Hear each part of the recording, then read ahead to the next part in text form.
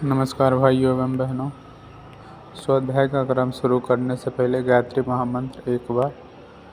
ओम भूर्भुवः स्वः तत्सवितुर्वरेण्यं भर्गो देवस्य धीमहि धियो यो नः प्रचोदयात्।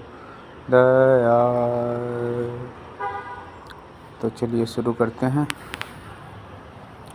हम लोग अपने स्मृतियों में जीते हैं और हम में से ज़्यादातर छोटे गांव और कस्बों से आकर शहरों में बसे हैं और बस रहे हैं। शहरों के हमारे घरों में न आंगन होता है, न पिछवाड़ा, न पेड़, न पानी। हमारे घर ऐसे बनाए जा रहे हैं जिनके भीतर से न आसमान दिखता है, न चांद और तारे, न सूरज और न धूप। इन घरों के बरामदे और बालकनियां घेर ली गई है तो चिड़ियां कहाँ से आए, अपना घोंसला बनाए और कहाँ अपने बच्चों को खिलाए। हमारे यहाँ प्राकृतिक गमलों में कैद रहती है या सार्वजनिक पार्कों में सजी धजी, सर्वत्र एक कृत्रिम वातावरण। यहाँ कोई गौरैया चहके तो कैसे चहके। हमें याद आता है बचपन में शायद सबसे पहली कहानी हमने चिड़िया की सुनी थी, जो दाल का दाना चुग कर लाती और चावल का दाना चुग कर लाए कौवों के साथ मिलकर खिचड़ी बनाती। कौवा चिड़िया को नहाने भेज देता है और अपने हिस्से की खिचड़ी खाने के बाद चिड़िया के हिस्से की खिचड़ी भी चट कर जाता। इस कहानी ने सहज ही चिड़िया के प्रति एक आत्मीयता जगा दी।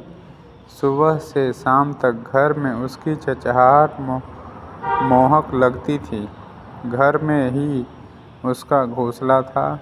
चिड़िया और शायद उसका चिड़ा जब अपने नन्हे बच्चों के लिए चोंच में भरकर कुछ लाते थे तो वह वात्सल्य और ममता से उसे खिलाते थे तो उन्हें देखना एक आंतरिक आनंद से भर देता था।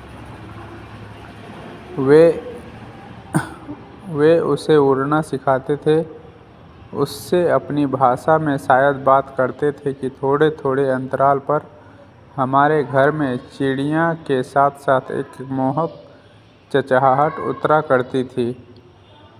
वह सब कितना सुंदर था।